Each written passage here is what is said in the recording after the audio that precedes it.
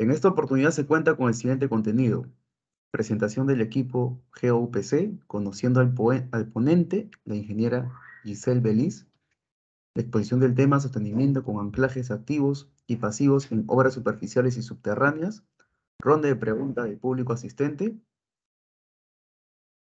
Bueno, contamos con esos 4 puntos.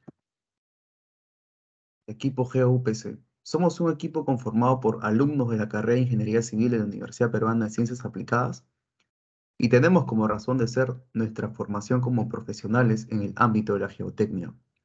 Nosotros conformamos un espacio crítico y de investigación donde participamos y creamos actividades para la comunidad estudiantil con el objetivo de promover y fomentar nuestro desarrollo personal y profesional y llevar todo lo aprendido de manera teórica a la práctica. Para mí es un honor presentar en esta tarde a la ingeniera Giselle Beliz. La ingeniera es ingeniera civil egresada de la Universidad Peruana de Ciencias Aplicadas, ingeniera agrícola egresada de la Universidad Nacional Agraria de La Molina, cuenta con más de 10 años de experiencia en el rubro de consultoría y proyectos de ingeniería geotécnica nacional e internacional, con experiencia en mecánica de suelo y de roca, diseño mecánico estructural y modelamiento numérico, aplicado a obras superficiales y subterráneas. Ha participado en calidad de ingeniero geotécnico en proyectos hidroeléctricos y túneles hidráulicos y en diversos proyectos civiles y minería. Actualmente realiza estudios de maestría en Ingeniería Geotécnica por la Universidad Nacional Autónoma de México y estudios de gerencia de proyecto por la Universidad Pontificia Católica del Perú. Actualmente se desempeña en el cargo de ingeniero geotécnico y coordinador de proyectos en el área de TIW de Sutantec, donde es responsable de la gestión técnica y desarrollo de proyectos de infraestructura civil y minera. El tópico de esta ponencia es geotecnia en túneles y mecánica de rocas y el tema sostenimiento con anclajes activos y pasivos en obras superficiales y subterráneas. Ingeniera, puede comenzar con la ponencia. Listo. Muchas gracias por la presentación y muchas gracias al grupo GOUPC por la invitación. Bueno, pasamos a desarrollar la presentación del día de hoy. Bien, la presentación de hoy está referida al sostenimiento con anclajes pasivos y activos en obras superficiales y subterráneas. La presentación es un poco larga, pero he tratado de sintetizar los aspectos más relevantes de este tema, de este diseño para anclajes. Bien, el contenido está resumido aquí en este slide. Primero haré una parte introductoria. Luego voy a pasar a hacer una descripción de los sostenimientos con anclajes activos y pasivos. Posteriormente haré una descripción del proceso constructivo y la instalación de los anclajes en taludes. Luego veremos algunas correlaciones indirectas para el valor de la resistencia al pull-out o la adherencia. Revisaremos unos aspectos relevantes a considerar para el comportamiento de los anclajes pasivos y finalmente vamos a ver algo de criterios de diseño en los anclajes activos. Disculpe, no se está viendo bien no sé si está pasando diapositivas, solo se está viendo la primera diapositiva. Ok, a ver, denme un minuto que voy a cambiar la red de repente.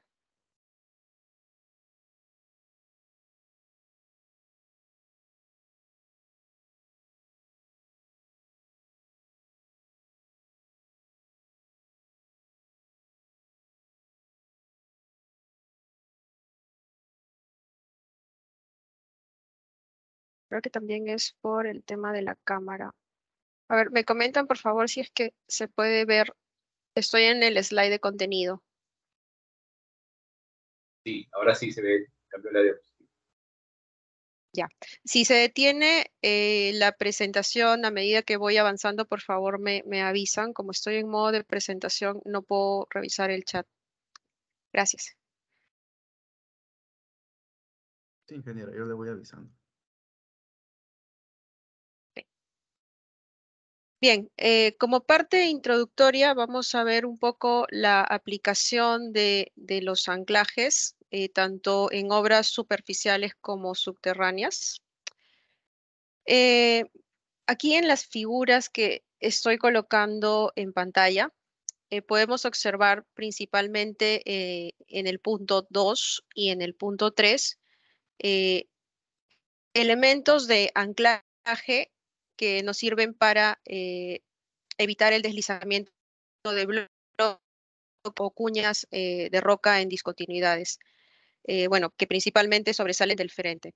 Aquí podemos observar, ¿no? Que se representan estas líneas transversales a estos anclajes como discontinuidades. En el primer caso se observan algunas discontinuidades con alguna separación. Y en la zona 3 podemos observar algo que podría llamarse alguna zona de falla. Eh, entonces, es importante tener en cuenta que la función principal en roca es modificar las fuerzas normales y de corte que actúan sobre planos de deslizamiento. Eh, no se depende mucho de la resistencia al corte del acero de estos tendones o anclajes. En la figura, estos anclajes en el número 2 corresponden a anclajes de roca tensados para asegurar que estos bloques no puedan deslizar a lo largo del talud. Y en el punto 3 corresponde a un anclaje adaptado a un muro anclado propiamente en una zona de falla. En la figura que podemos observar aquí, podemos ver también la representación de estos eh, pernos de anclaje sobre una masa deslizante en una zona de discontinuidad, ¿no? Normalmente estos pernos de anclaje deben de atravesar la zona de falla, ¿no? Y en esta zona podemos ver que se utilizan pernos también para las excavaciones.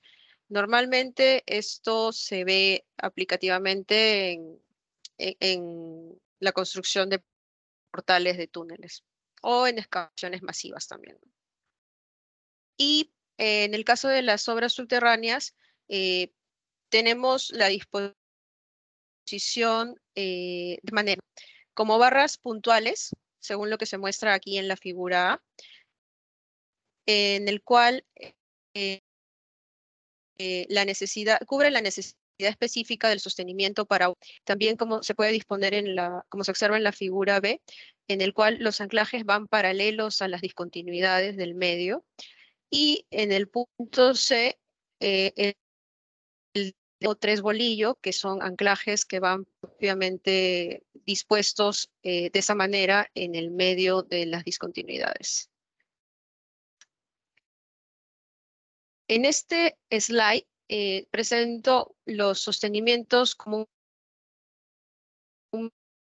en túneles. Normalmente se utilizan hormigón proyectado, reforzado con fibras o mallas electrosoldadas, cerchas metálicas que pueden ser reticuladas o deslizantes, pero estos son utilizados como parte del sostenimiento de las excavaciones, pero también pueden ser utilizados como parte del refuerzo durante la excavación, ¿no? Y en este caso, pues se utiliza enfilajes, anclajes de fibra de vidrio que van en el frente de la excavación y revestimientos de acero fundido. Principalmente esta presentación trata de los pernos de anclaje, entonces vamos a centrarnos en este elemento. Bien, vamos a pasar a hacer una descripción de los sostenimientos con anclajes activos y pasivos. Entonces, un anclaje es un elemento capaz de transmitir esfuerzos de tracción desde la superficie del terreno hasta una zona interior del mismo. Básicamente está con...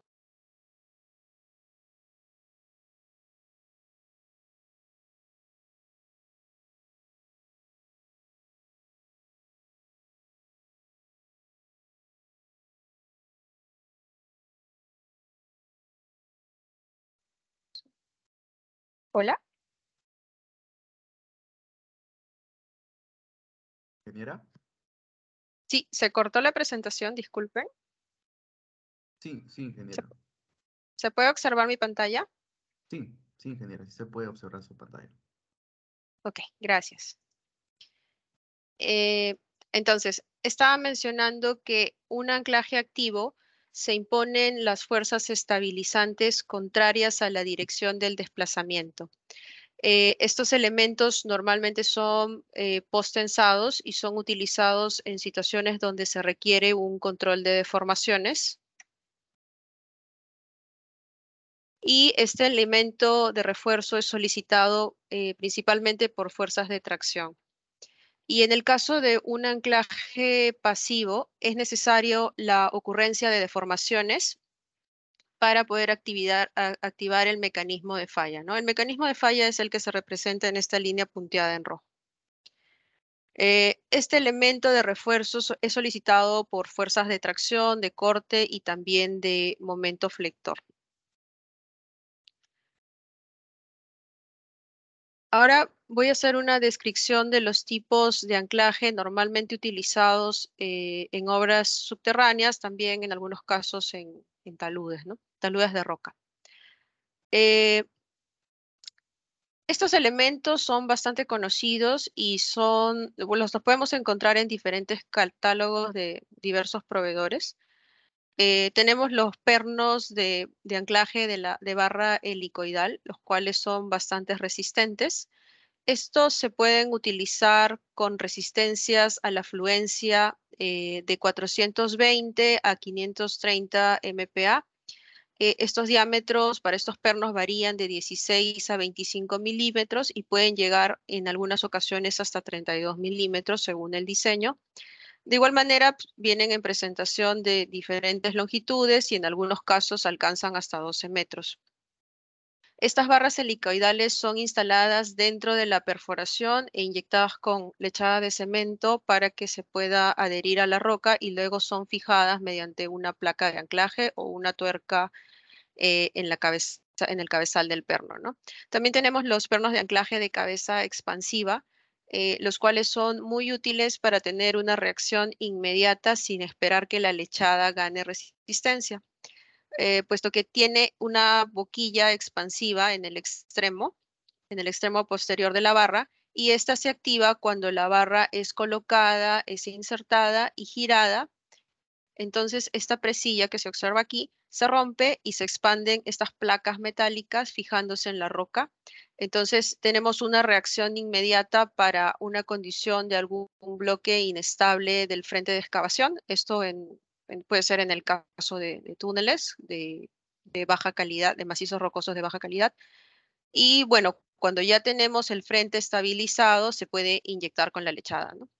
La resistencia de este perno varía en cargas de fluencia de 150 hasta 250 kilonewtons, eh, y estas son en función a sus diámetros nominales, ¿no? Que vienen por cada catálogo.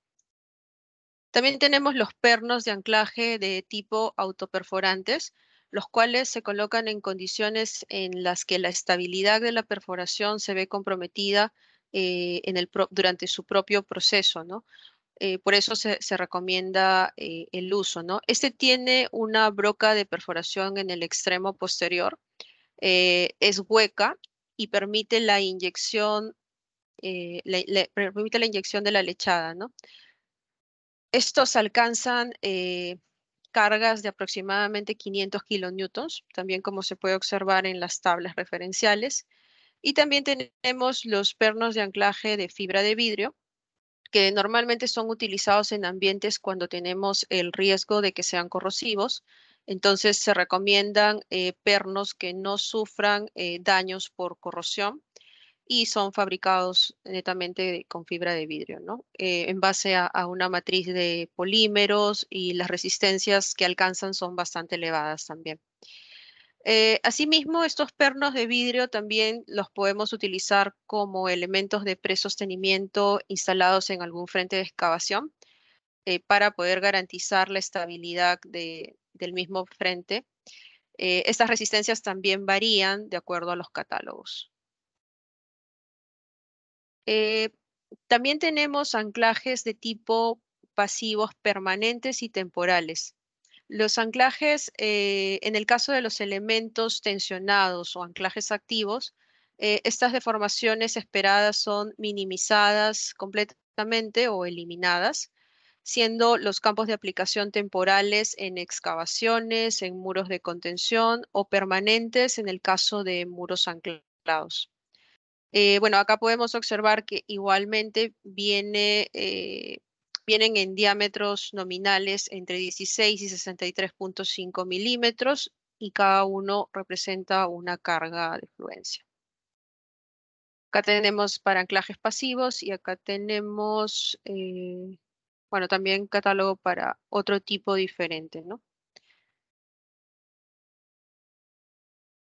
Bueno, estos anclajes autoperforantes ya los mencioné también, pero acá podemos mencionar que un anclaje tiene tres componentes principales, ¿no?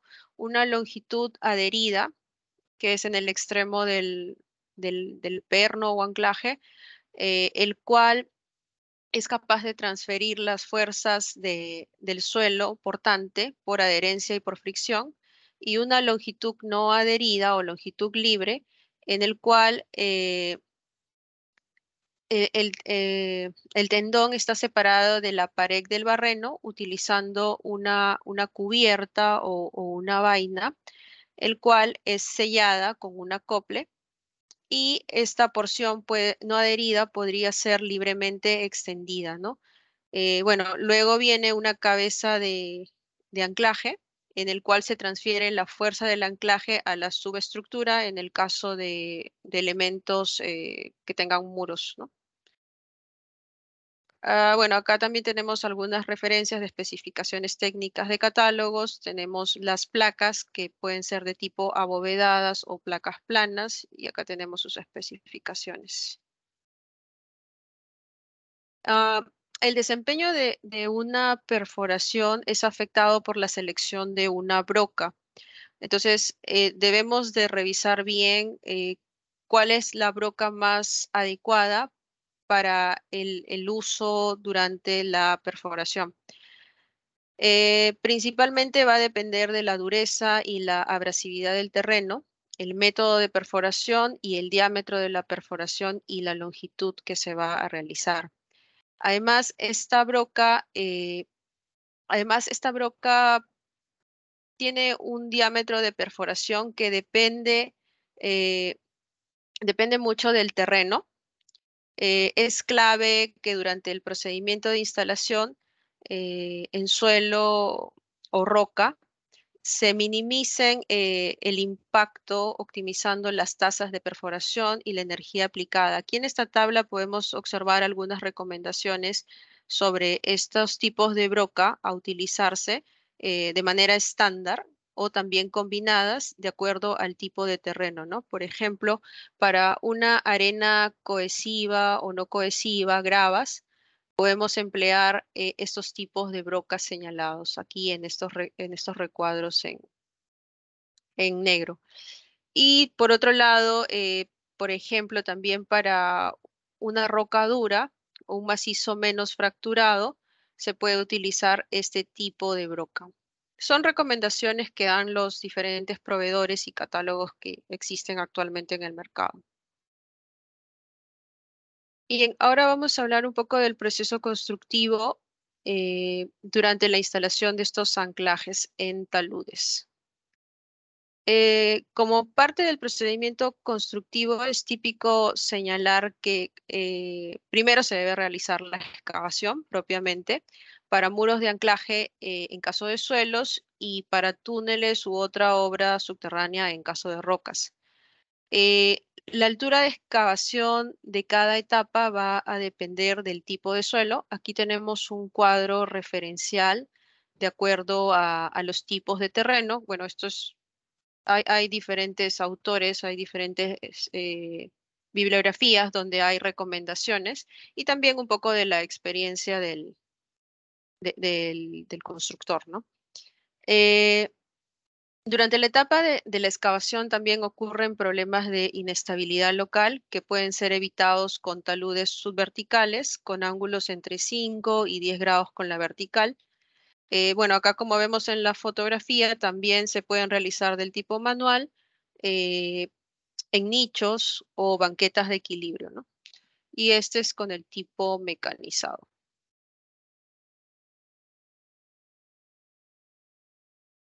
Como segundo paso se realiza la perforación mediante un taladro al cual se le puede graduar la pendiente, de tal manera que el anclaje tenga la pendiente que sea más adecuada. La perforación puede ejecutarse con ayuda de fluidos de perforación, sobre todo en materiales de suelo o roca muy fracturada, ¿no? Que pueden ser agua, bentonita, polímeros, etc. Estos anclajes pueden ser instalados con equipo mecánico, como se observa en estas imágenes de la izquierda, o también pueden ser instalados manualmente. Una vez que se realiza la perforación, se procede a la limpieza de esta mediante inyecciones de agua. Después de esta limpieza, se coloca la barra y se rellena la perforación con lechada de cemento. Bueno, aquí también se pueden utilizar las barras autoperforantes que a medida que se va realizando la perforación, también se va quedando dentro de la misma excavación y luego se constituye el refuerzo del anclaje mediante la lechada. Luego viene la instalación del anclaje dentro de la perforación, como ya lo mencioné. En esta imagen se puede apreciar. Entonces, se toma la barra o el cable en el centro de la perforación mediante centralizadores, como se puede observar en esta figurita. Eh, este centralizador debe tener el mismo diámetro de la perforación con el fin de que se amolde apropiadamente, consiguiendo el recubrimiento que el recubrimiento de la lechada sea suficiente para proteger la zona del anclaje, sobre todo de agentes corrosivos, y garantizar la adherencia del bulbo. Aquí podemos observar en la foto también estos centralizadores. Normalmente van espaciados cada 2 metros. Podemos observar los tubos de inyección que también contienen algunas válvulas machetes que le llaman o manguitos. Y estas tuberías van a depender de las fases de inyección que se van a realizar. En rocas no hay tantas fases de inyección. Esto es más para suelos. Eh, en este paso ya de la inyección propiamente de la lechada, bueno, la lechada es una mezcla de cemento y agua que debe cumplir con ciertas especificaciones de resistencia según el diseño y luego este refuerzo va colocado en el interior de la perforación y se procede con la inyección de la lechada con el fin de recubrir todo el refuerzo. En esta figura de la izquierda se tiene todo el proceso de la perforación e inyección para la primera etapa. La segunda es la limpieza, corresponde a la limpieza y al llenado con la lechada de cemento, que es básicamente lo que se muestra en esta fotografía. Y luego se va a proceder con la primera etapa de inyección, donde se busca mejorar las propiedades al interior o más cercanas al macizo rocoso, o bueno, a profundidad, ¿no?, del medio. En esta gráfica se muestra una curva típica de la inyección en la que el punto de presión máxima es alcanzada cuando se abre la válvula. Luego va a existir un registro de la caída de la presión, como se muestra, para tener después un incremento ligero de los valores de la presión, lo cual indica que se está produciendo una ruptura hidráulica en el suelo y se está mejorando el macizo o medio rocoso alrededor de este anclaje. Esto se repite para las 3 fases de inyección, ¿no? En la figura inferior se observa, bueno, esta de acá se observa un anclaje exhumado en el que se han realizado algunas fases de inyección. Se pueden observar acá las tuberías de inyección, se puede observar la barra y algunas burbujas de aire. Acá también en la figura se puede ver cómo están haciendo el corte de la exhumación para poder ver la sección. Posterior a esta inyección se finaliza la instalación con la estructura de reacción, que generalmente es un cabezal en concreto individual o en viga, que pueden ser emparrillados en el caso de muros. Y bueno, en el caso de los anclajes activos se aplica el tensionamiento. Como complemento asociado también a los taludes y también en túneles, es necesario considerar el sistema de subdrenaje. Estos pueden ser drenajes profundos con tuberías de PVC de 1 a 3 ranuras o con perforaciones distribuidas en la superficie del tubo. Estos tubos en algunos casos van protegidos con geotextil para evitar el problema de erosión de partículas finas en el suelo.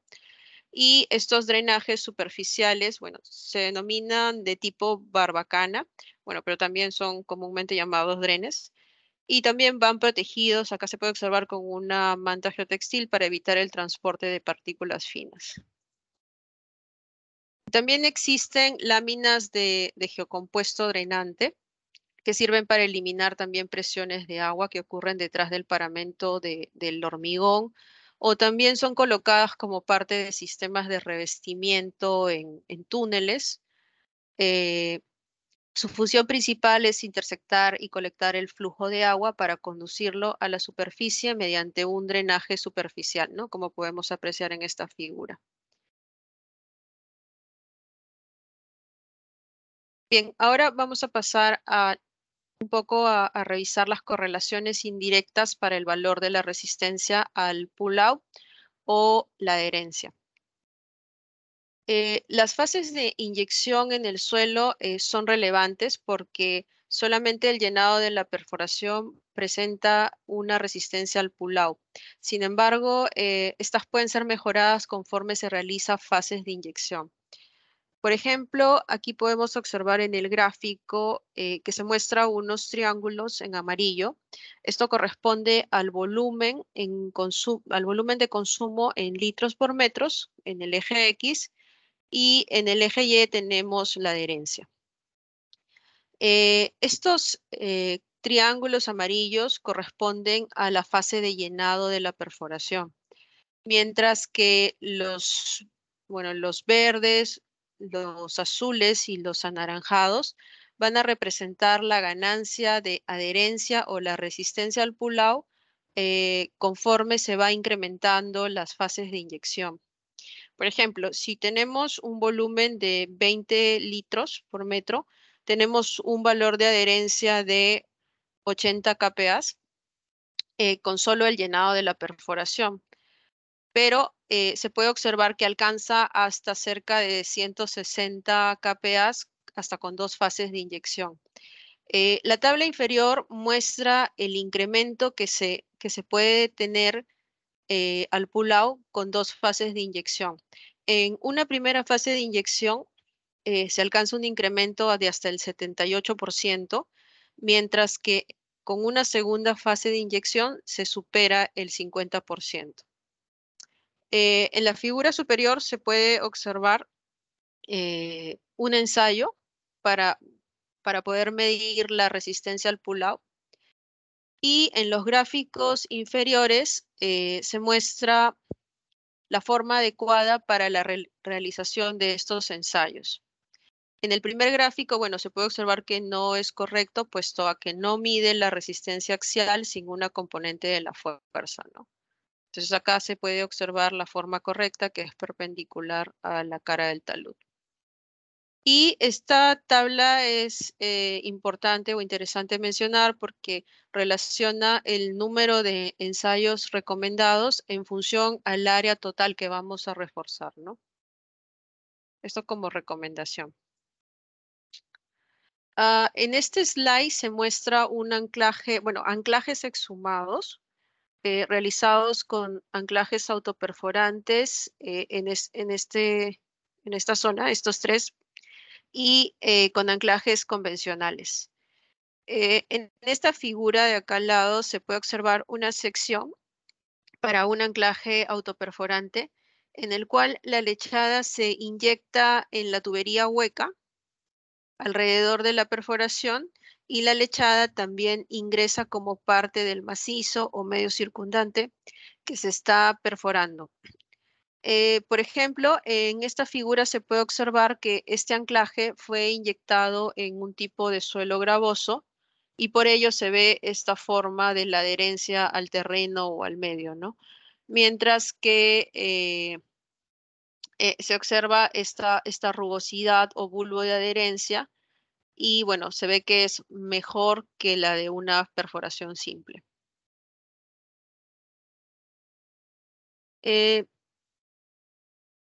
Algunas correlaciones indirectas para la adherencia según la literatura.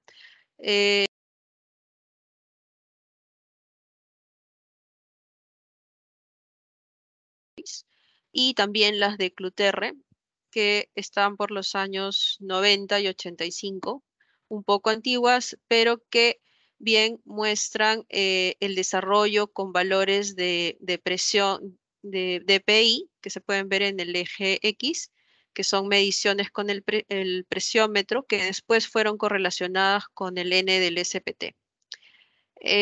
Para determinar, bueno, cuáles son los valores de adherencia última, tanto para arcillas y limos y arenas, ¿no?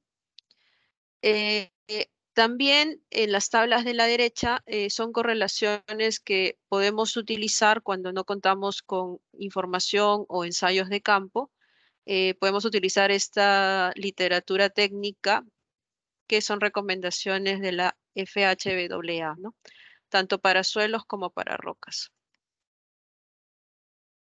Bien, algunos aspectos relevantes a considerar para el comportamiento de estos anclajes pasivos. Aquí se mencionarán algunos aspectos relevantes para estudiar el comportamiento de estos anclajes. Uno de ellos es la influencia del ángulo de instalación del anclaje en el factor de seguridad de la excavación. Acá se está presentando un modelo numérico que fue desarrollado por Xiu and Chang en el año 2006, donde los anclajes son simulados solamente para una resistencia axial y se analiza el factor de seguridad por el método de reducción de la resistencia que se obtiene en el talud, a medida que vamos aumentando el ángulo de instalación del anclaje. Entonces, se obtiene como resultado esta curva y podemos observar, por ejemplo, que con un ángulo de inclinación de 0 grados se tiene un aumento normalizado del factor de seguridad, equivalente a 1. Perdón. A medida que vamos incrementando la inclinación de 5 grados, 10 grados, 15 grados, hasta 20 grados, podemos observar que hay una pequeña ganancia del factor de seguridad, pero luego vemos que hay un decremento de este, ¿no? Hasta llegar a 65 grados y un factor de seguridad nulo. Este efecto también ya lo había estudiado Jewell en el año 1980, pero él había considerado ensayos de corte directo, considerando una muestra reforzada con anclaje. Y también muestra una curva con una tendencia similar, de un comportamiento similar. Y bueno, la conclusión es que los anclajes con demasiada inclinación son ineficientes, ¿no? En este slide se profundiza un poco más este concepto y se muestra una verificación de los esfuerzos que se desarrollan en los anclajes para dos ángulos de inclinación. Uno de 20 grados y otros mucho mayores hasta 55 grados. Lo que ocurre es que el talud reforzado con anclajes de hasta 20 grados, todos los anclajes se registran con una fuerza de tracción, como podemos observar en esta imagen. Que si lo comparamos con los anclajes instalados con un ángulo de 55, podemos observar que ya los primeros anclajes sufren una compresión, ¿no? Siendo ineficientes para la contribución de la inestabilidad en el talud. En esta gráfica de la derecha podemos ver cómo varían los esfuerzos del los anclajes a medida que se va incrementando el ángulo de inclinación. Por ejemplo, para ángulos de 0 a 20, lo que se puede observar acá en el puntito negro y si no me equivoco son los rombitos, en esta zona, podemos ver que se desarrollan solo esfuerzos de tracción. Y si observamos hacia el otro extremo, los que están en asterisco, ángulos superiores o ángulos de 55 grados, vemos que ya se registran esfuerzos de compresión, ¿no? Entonces, por lo que este sistema de refuerzos solo se concentra en la parte inferior, en la que los anclajes resisten más tracción, ¿no? Entonces, estos estudios resultan interesantes para poder tomar alguna decisión en cuanto al diseño y en cuanto vamos a variar nuestro ángulo de inclinación en los anclajes. Ahora vamos a ver un anclaje en roca y sus criterios de resistencia y sobre todo cuál es el comportamiento. La figura de abajo ilustra 6 tipos de fuerza en los anclajes de roca, los cuales dependen del ángulo de inclinación del anclaje con respecto a la discontinuidad, y estos son los siguientes, ¿no? Entiéndase que aquí esto es la masa deslizante, el plano de falla de la discontinuidad y el medio circundante. En A y C se puede observar que se tiene una tracción y corte. En B se observa una tracción pura. En D se observa un corte y una tracción. Bueno, aquí sobre la superficie de deslizamiento por la discontinuidad que pasa. En E tenemos un corte puro y en F un corte y compresión. Las fotos que se pueden observar en esta zona han sido tomadas del estudio de Panek realizado en el año 87, donde se muestra el comportamiento de una discontinuidad reforzada con anclaje, ¿no? Acá podemos observar la discontinuidad y el anclaje. Se muestra la deformada del anclaje pasivo una vez que se encuentra la solicitación de la discontinuidad. Luego, se muestra en esta figura que sí ha sido extraída de un estudio, bueno, del estudio realizado por Ribachi en el año 95, donde se muestra la deformación de la barra en la zona de la discontinuidad. Aquí tenemos discontinuidades horizontales y aquí tenemos la barra. Este punto, si consideramos este punto O, que sufre un desplazamiento en el sentido de la discontinuidad y también es perpendicular a la misma. Esto produce desplazamientos perpendiculares y axiales, de tipo perpendicular y de tipo axial al eje de la barra. Entonces, con esto podemos identificar, con este principio podemos identificar que se dan mecanismos de falla en los cuales tenemos desplazamientos y fuerzas axiales, ¿no? Fuerzas axiales y fuerzas de corte. Este es el ángulo de la barra con respecto a la perpendicular de la discontinuidad. Estos conceptos son importantes por lo que vamos a ver a continuación. Este es el mecanismo de comportamiento que empleamos para los diseños de taludes en rocas, que es básicamente la contribución de los anclajes en la estabilidad de los taludes en roca que podrían fallar por cuña.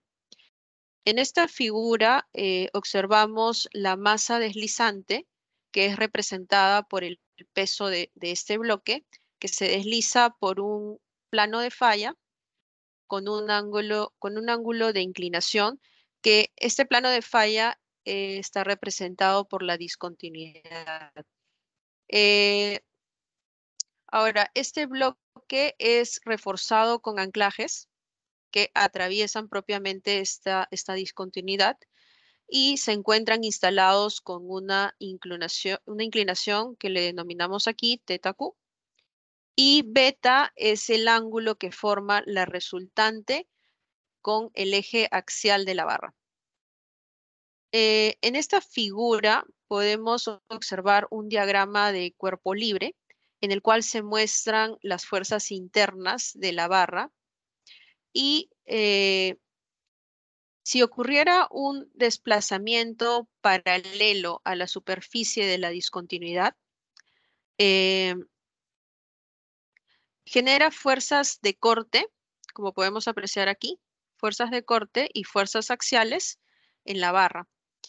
La contribución de estas fuerzas son las componentes de la resultante de esfuerzos en la barra, las cuales pueden ser resumidas en esta ecuación de equilibrio de fuerzas en el plano del deslizamiento.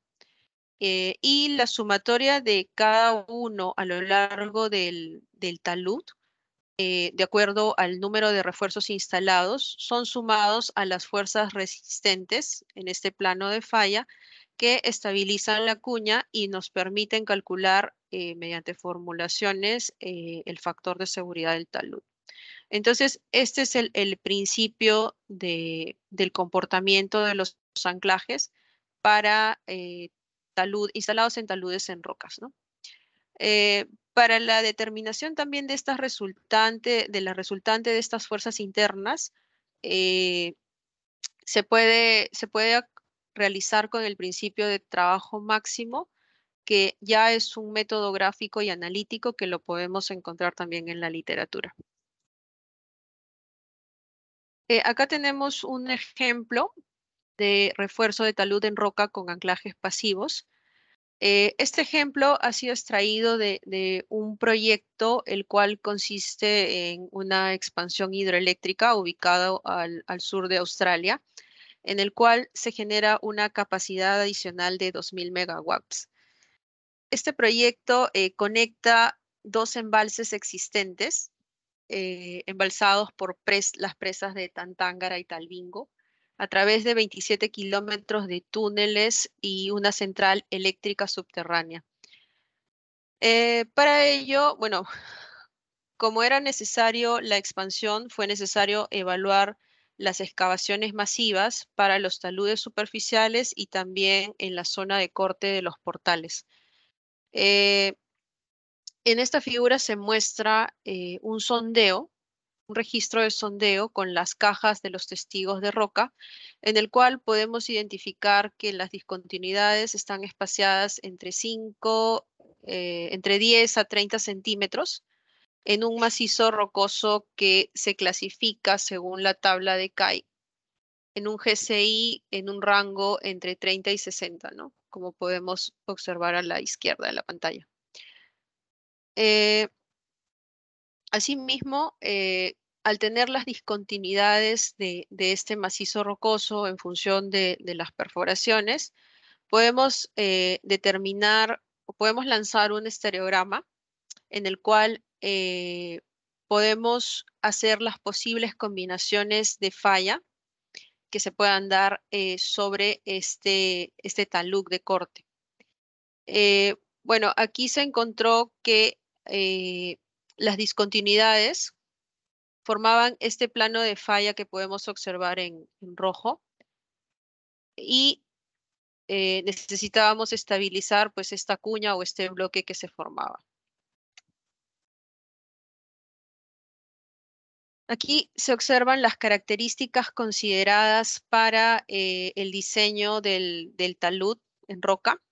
Se consideraron los parámetros de las discontinuidades involucradas en el plano de falla, como el ángulo de fricción obtenido con ensayos de corte directo y una corrección nula al ser una discontinuidad, ¿no? Entonces, el plano de falla tiene una inclinación de 47 grados. Bueno, acá se estaban manejando taludes de 6 metros de altura y se recomendaron pernos de anclaje de 4 a 6 metros con un diámetro de 25 milímetros, separados 3 metros y con una inclinación de hasta 15 grados. Aplicando, bueno, la teoría anterior, se realizó un diagrama de cuerpo libre para determinar cuáles fueron las fuerzas que existen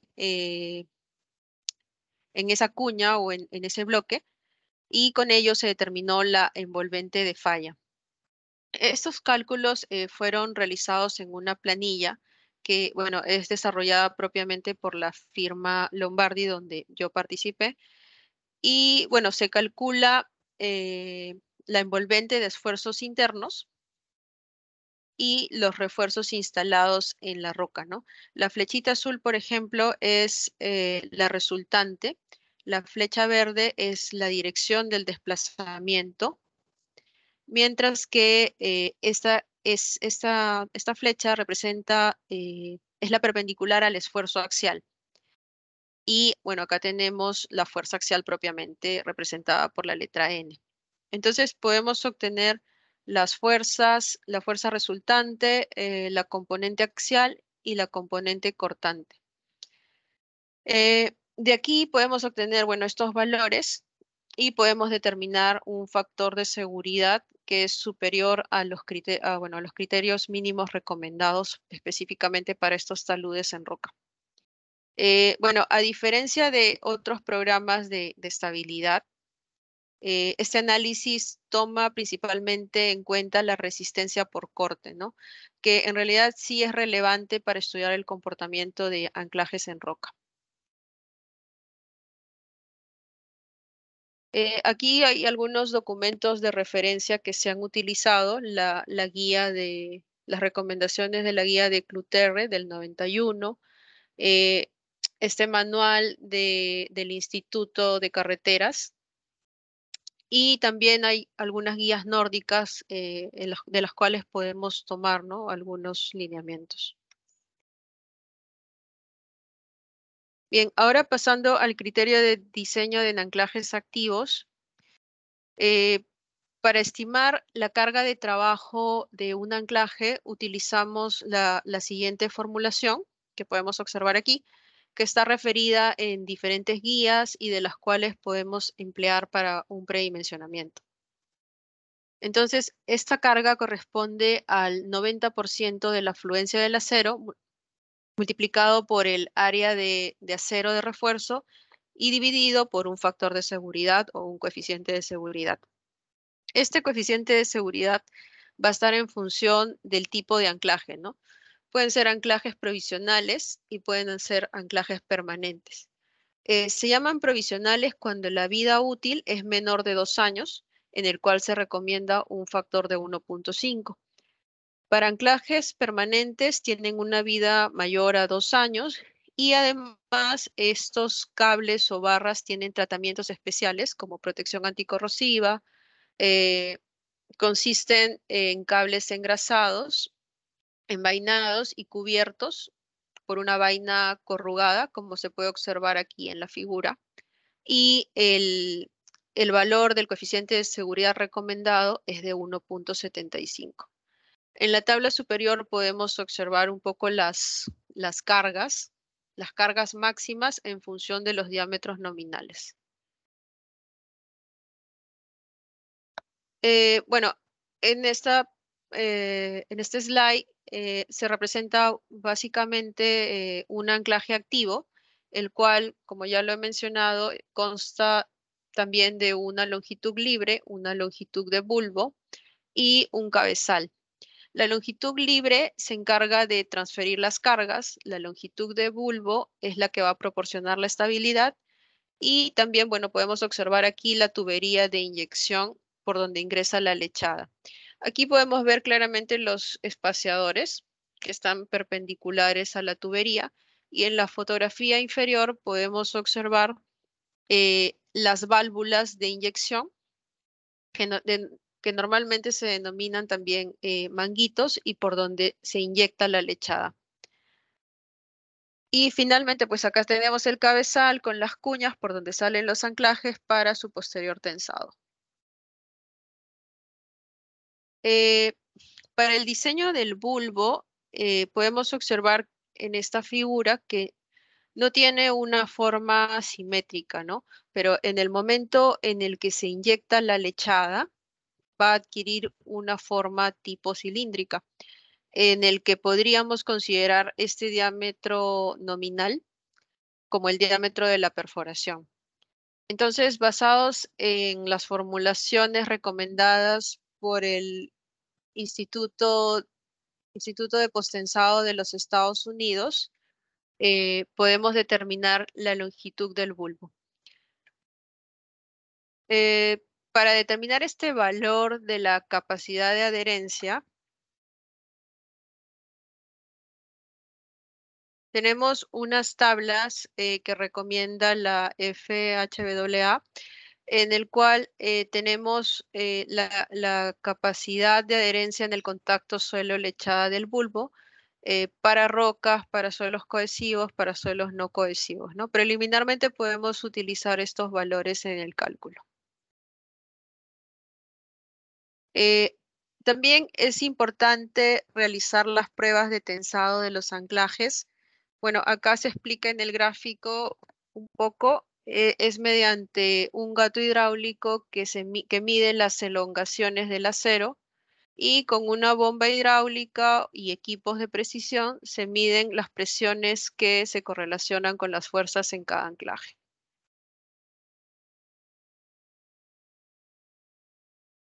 Estos anclajes también deben de pasar por un criterio de aceptación. Para ello se deben de realizar ensayos de calificación en el cual se toma la carga de diseño del anclaje y se puede iniciar con un 10% de la carga y se realizan procesos iterativos de carga y descarga hasta obtener la información de la deformación residual y una deformación elástica. La deformación residual se pierde, pero la deformación elástica debe cumplir con dos criterios o curvas de control, como podemos observar en esta figura. En el nivel superior se asocia con la longitud libre, con un 50% de la longitud del bulbo, y en un nivel inferior está asociado al 80% de la longitud libre del anclaje. Entonces, para poder aceptar el anclaje, la curva de deformación que hemos obtenido debería de estar comprendida entre estos dos controles, ¿no? Entonces, solo así se acepta este anclaje. Bueno, acá algunos documentos de referencia de estos para el diseño de anclajes activos que normalmente se utilizan en el diseño. Podemos acudir a esta guía de la Federal Highway Administration, en la cual son más aplicativos a fundaciones, a taludes, a estructuras de retención. Y bueno, también podemos utilizarlas en algunos diseños también para obras subterráneas, ¿no? Y también con las recomendaciones del PTI.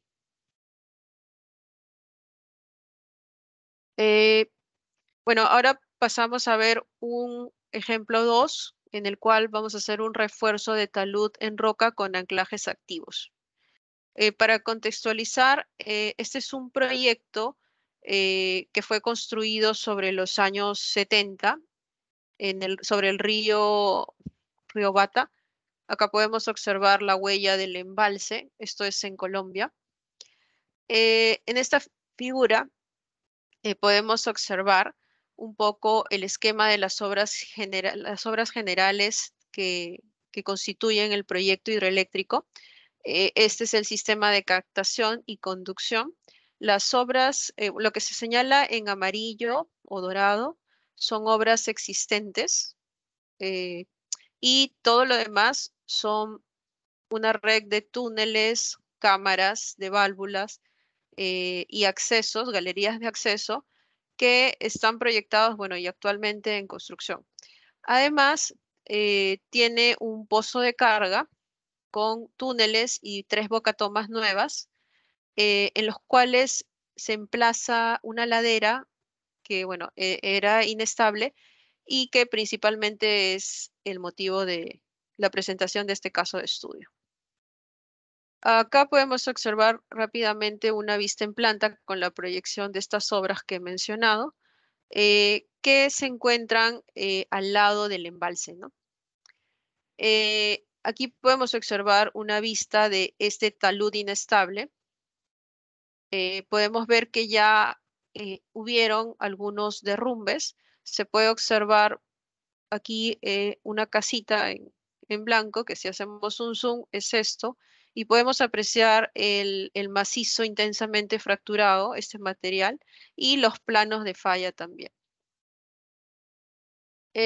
Asimismo, en esta figura inferior, quiero mostrar la zona donde va este pozo de carga, ¿no? Este pozo de carga que está aquí.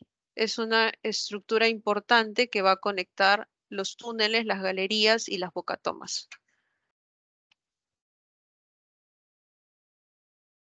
Aquí, este pozo de carga que se va a ubicar en este espacio, corta una porción de la ladera en condiciones de estabilidad límite por deslizamiento planar, en el cual tiene una orientación desfavorable, ¿no?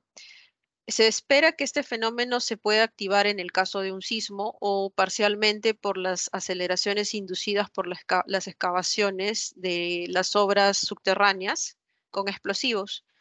Entonces, era necesario colocar un sistema de sostenimiento tanto en el talud superior como en el talud inferior. Bueno, acá podemos ver algo más de la geología. A grandes rasgos, se presenta pues en el mapeo una filita intensamente fracturada de color amarillo. Por debajo se observa una filita sana. Y lo resaltante o importante de esta geología es que se detectó una brecha de falla. Este material cruza aparentemente la zona del pozo de carga y el talud inferior de esa ladera. Aquí tenemos una sección igualmente donde se puede ver en la figura del lado derecho el macizo intensamente fracturado. Podemos ver la proyección de esta brecha de falla, la estructura del pozo de carga y las diferentes galerías o túneles que estaban involucrados en este proyecto, ¿no? La primera fase era la excavación de este pozo de carga, de esta estructura. Entonces era necesario estabilizar la porción del talud superior y también esta parte del talud inferior. Bueno, después de haber realizado los análisis en campo, haber tenido los mapas y los sondeos realizados en durante la fase de construcción y algunos sondeos recientes, se pudo armar un perfil en el cual se identificaba claramente, bueno, se interpretaba, ¿no? Cuánto iba a ser esa profundidad o ese estrato de filita intensamente fracturada, el macizo muy fracturado, y cuál es la influencia de esa brecha de falla, ¿no? Sobre esta estructura del pozo de carga. Entonces, preliminarmente se hizo un esquema en el cual era necesario colocar sostenimientos con anclajes, ¿no? Del tipo pasivo y del tipo activo. Para poder determinar los parámetros de resistencia en esta superficie de falla, se realizaron evaluaciones de retroanálisis. Las hipótesis de cálculo fueron de que se consideró un talud de análisis bajo una saturación parcial del macizo rocoso, como se puede observar en la figura, una superficie de deslizamiento con geometría definida, en una cota determinada como el nivel máximo de operación, la filita intensamente fracturada apoyada sobre una superficie de falla y con una geometría definida en los análisis de estabilidad y una filita poco fracturada representada en los análisis de estabilidad como un material de resistencia infinita.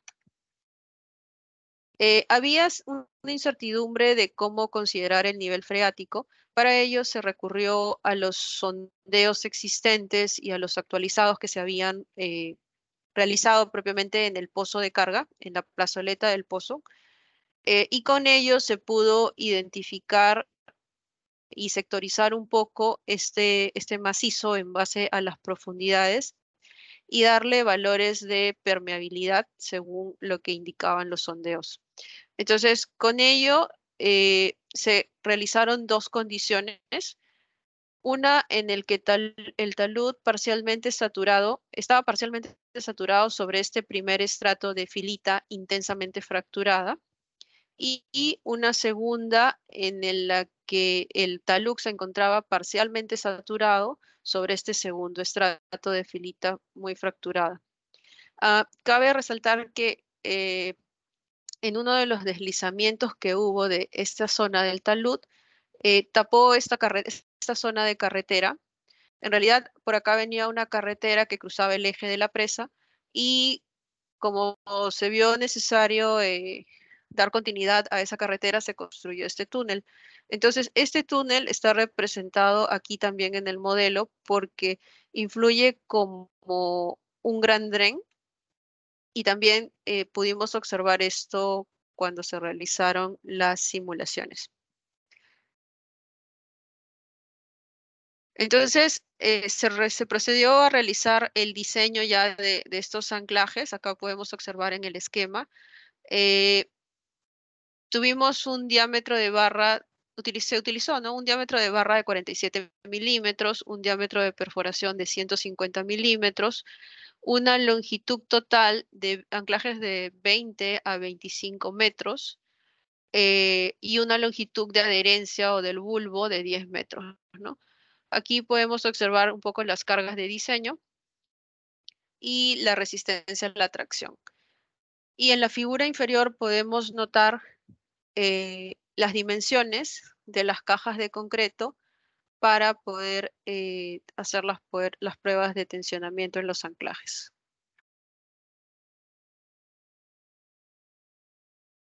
Posterior a ello, se realizaron los análisis de estabilidad ya considerando el sostenimiento. Se eligió una sección en el sentido del deslizamiento, que es esta sección 1.1, que es la que estoy marcando, y con ello se realizó el cálculo de la estabilidad global de la ladera. Luego, para sectorizar un poco el talud, se realizaron secciones independientes en el tramo inferior como en el tramo superior. Entonces, se realizaron estos análisis de estabilidad para dos condiciones, uno durante la construcción y otro durante la operación. En la etapa de la construcción, como hipótesis, se consideró el talud en estado seco, y en la etapa de operación sí se consideró un talud parcialmente saturado. Realizando los análisis de estabilidad global en esta sección, se pudo determinar que era estable, ¿no? Bueno, acá hay algunas vistas de los anclajes utilizados. También se colocaron drenajes profundos para aliviar un poco las presiones. Y bueno, acá podemos observar que alcanzaron hasta 25 metros los anclajes. Esta sección, bueno, arriba de la plataforma del pozo de carga, en el talud superior, y esta sección fue abajo de la plazoleta del pozo de carga, en el talud inferior. Finalmente, así quedó el diseño de la contención del talud. Esta es la zona del pozo de carga, el talud superior, donde se colocaron los anclajes activos, y el talud inferior, donde se colocaron anclajes activos y anclajes pasivos. Estos anclajes en amarillo, bueno, tenían menor longitud que en este tramo, dado que aquí se estaba realizando la excavación del pozo de carga. Bueno, y acá se puede ver una vista final en la construcción de cómo quedaron en la actualidad estos anclajes. Talud superior, pozo de carga, talud inferior. Aquí quiero mostrar algunos ejemplos aplicativos de algunas obras subterráneas, principalmente asociadas a este mismo proyecto, porque como vieron al inicio, teníamos diferentes obras por realizar.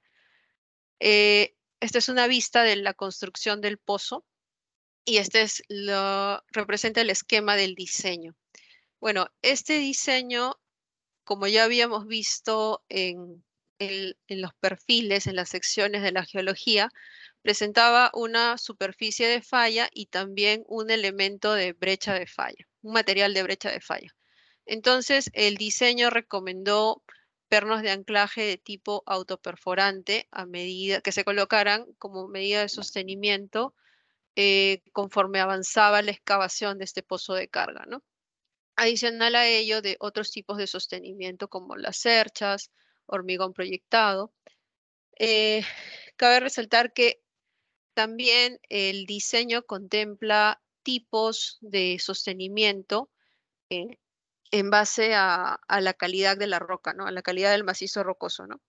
Entonces, acá podemos observar en esta tabla la clasificación y las recomendaciones que se daban por tipo de sostenimiento. Bueno, por tipo de macizo también.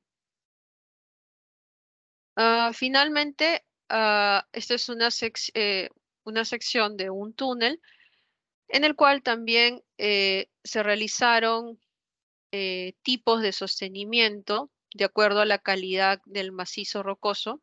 Acá podemos observar los soportes de excavación en función al RMR, la calidad del macizo, ¿no?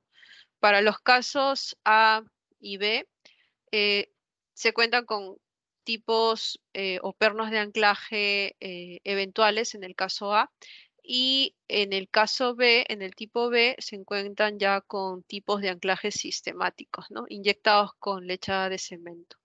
Igualmente se van incrementando a medida que la calidad del macizo rocoso baja. Por ejemplo, en el caso del tipo D, en el que está asociado pues a un RMR comprendido entre 25 y 35, evidentemente es una calidad baja del macizo rocoso, entonces se recomendaron pernos de anclaje sistemáticos con una longitud de 5 metros, entendiéndose que atravesaban la superficie de falla de las discontinuidades y también inyectados con lechada de cemento, ¿no? Y estos pernos sí son de tipo pasivos. Acá podemos observar un esquema, un detalle de cómo es el perno de tipo pasivo. Un poco las características, el diámetro de perforación, la longitud del anclaje y finalmente esto va sobre un revestimiento de hormigón proyectado. Eso según las condiciones del diseño. Bueno, aquí algunas referencias de lo utilizado en la presentación. Y eso sería todo de mi parte. Muchas gracias. No sé si tienen algún comentario, alguna consulta.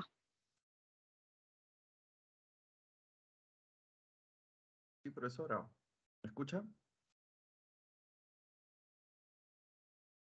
Sí, hola. Sí. Bueno, profesora, muchas gracias por su excelente ponencia. Consideramos que ha sido un tema bastante interesante y estoy seguro que el público asistente logró disfrutar y aprender mucho gracias a usted. De Bueno, acuerdo, muchas profesora. gracias. Bueno, ingeniera, si es que le parece bien, podemos proceder con la sección de preguntas por parte del público, la cual será llevada a cabo con el ingeniero Álvaro Pérez. Buenas tardes, ingeniero. Buenas tardes, ¿cómo están? Nuevamente felicitar a la ingeniera por su presentación. Ha estado muy interesante y sobre todo porque lleva muchos conceptos referidos a este tema de sostenimientos con anclajes activos, anclajes pasivos. Estoy seguro de que todos han tomado apuntes para que puedan investigar un poco más acerca de estos temas. Hay algunas preguntas que me pasaron del público, de la audiencia. Bueno,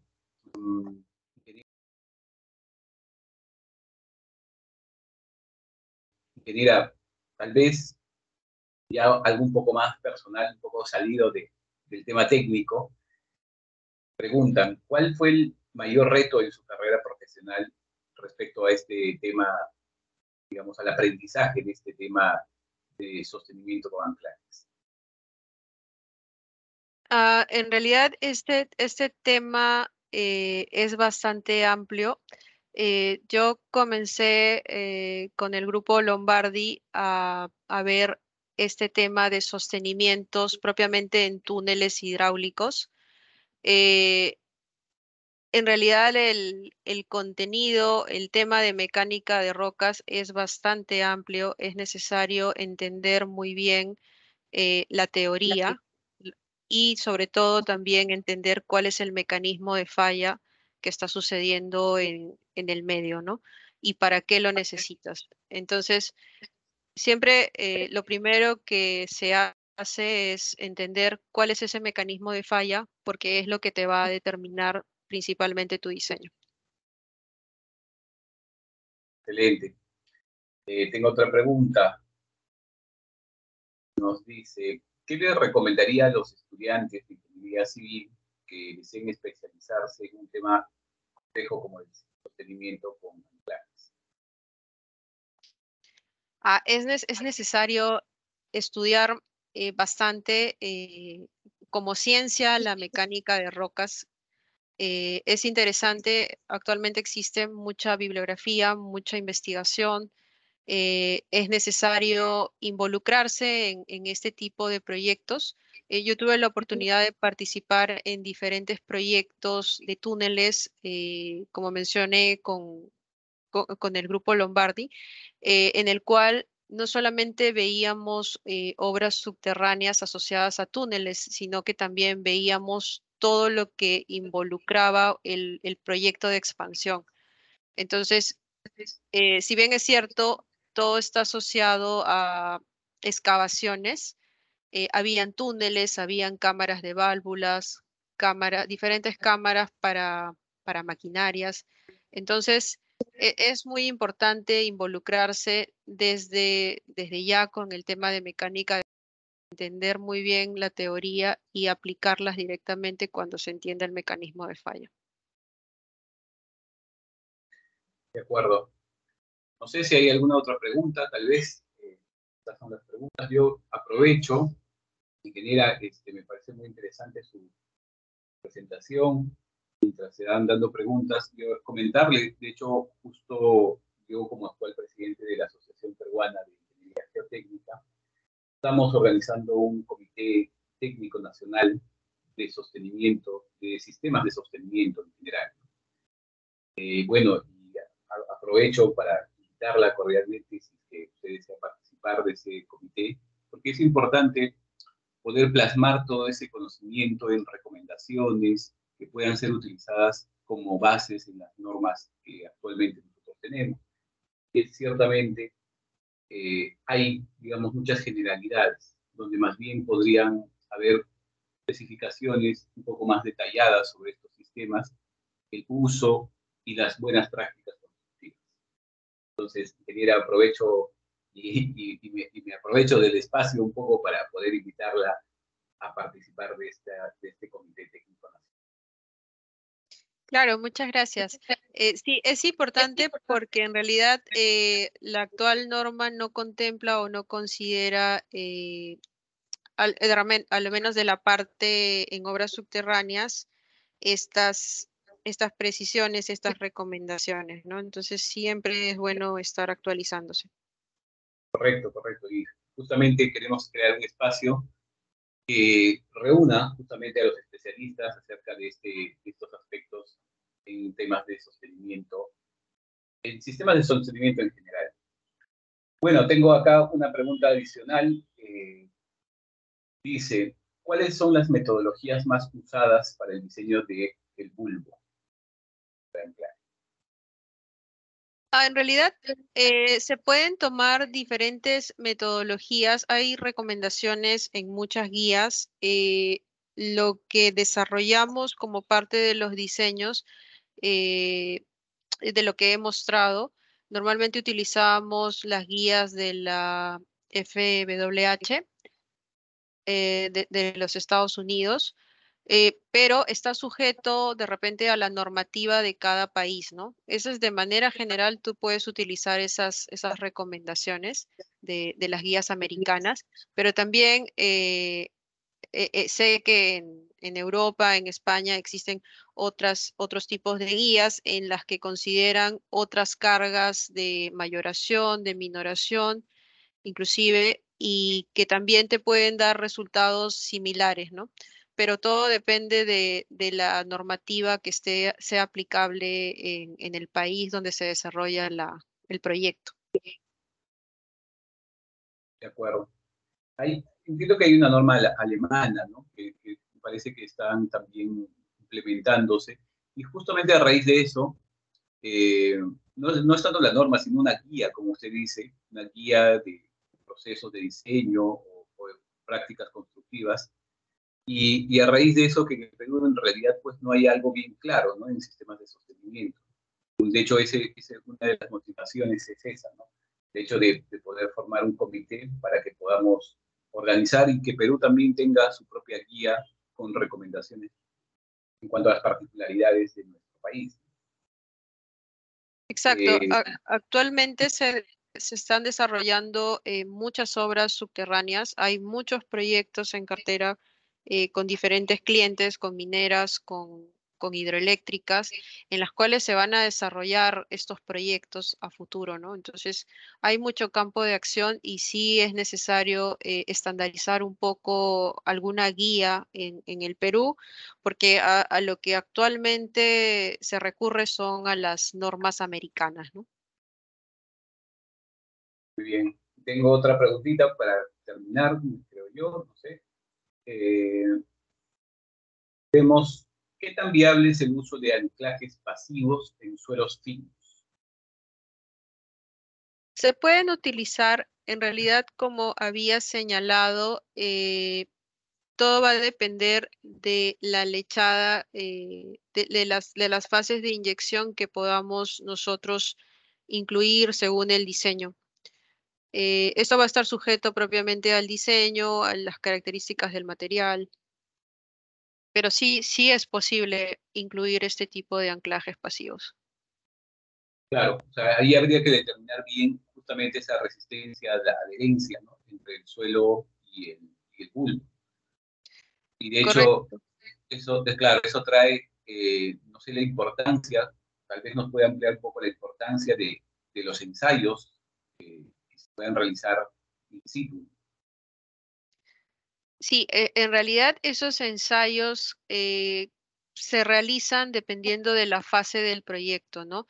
En algunos proyectos que me tocó participar, en realidad no estaba considerado el desarrollar estos ensayos propiamente en el terreno. Es por eso que se recurría de manera preliminar o para predimensionar a las guías, ¿no? A lo que ya tenemos en la literatura técnica. Sin embargo, si es un proyecto de gran envergadura, es un proyecto en una fase ya para construcción, en una factibilidad o en un definitivo, sí es necesario que se puedan realizar este tipo de ensayos para determinar la adherencia del material.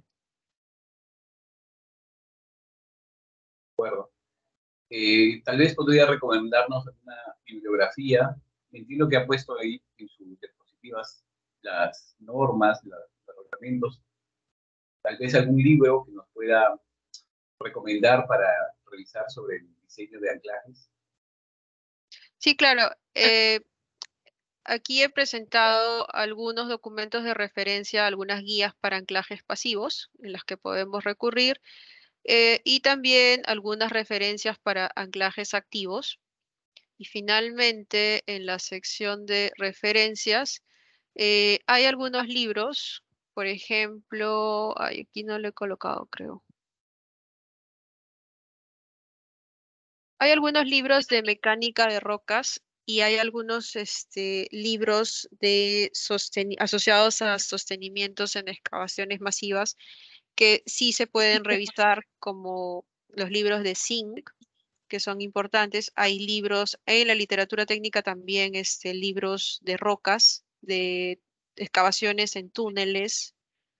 Entonces, es una amplia bibliografía.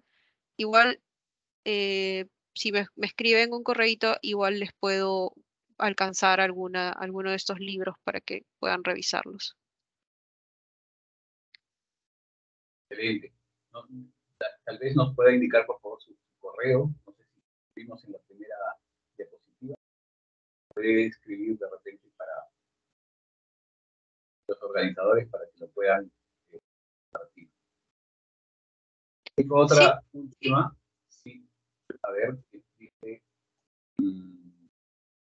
con respecto a los ángulos de inclinación, entiendo del anclaje, lo que usted mencionaba acerca de que mientras más ángulo de inclinación van a empezar a trabajar más a compresión, no es la pregunta, pero se aplica tanto para pasivos como para anclajes activos, que mientras más crezca el ángulo de inclinación, los anclajes trabajarán más a compresión.